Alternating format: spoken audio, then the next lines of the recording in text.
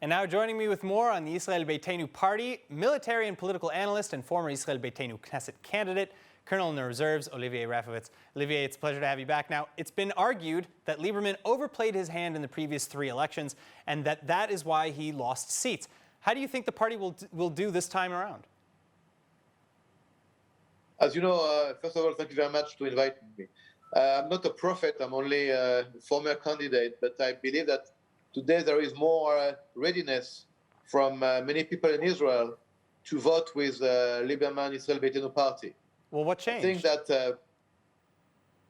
that many things change. First of all, Liberman was and is still very clear with his program.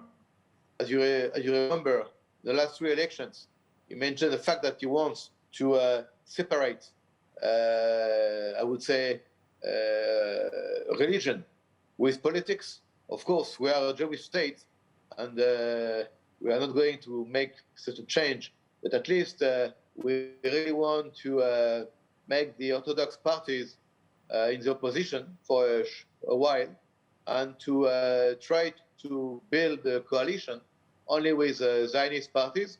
By the way, this coalition can be composed by parties from the right, from the center, and even from the left, if they are all of them Zionist for Jewish states and ready to work together. All right, well, so with that in mind, if Liberman found himself in a kingmaker position again, where it was his choice really to either sit in a coalition with a Netanyahu Likud-led government or go back to 5th elections, what would he choose?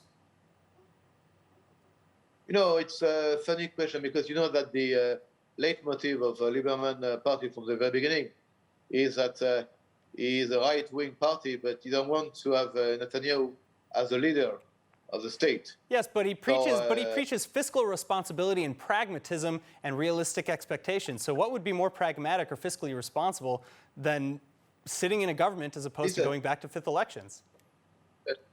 For the time being, we don't talk about king making or prince making or whatever.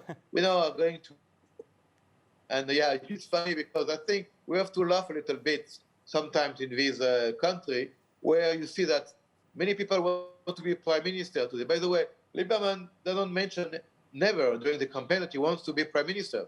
He wants to be, if he's part of the coalition, he wants to be the minister of treasury, because he believes that the economy is very, very important above all of the pandemics.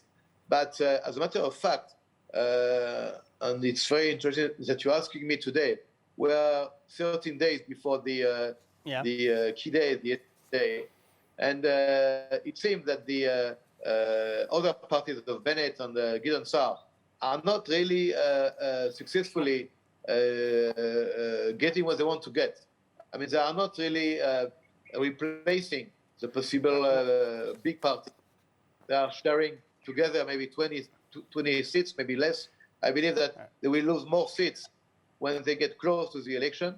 And Liberman, for the time being, is continuing the same leitmotif to change the regime without making any compromise with Netanyahu himself. All right, well, with that in mind, I think it's going to be really interesting to see how things play out in the next couple of weeks.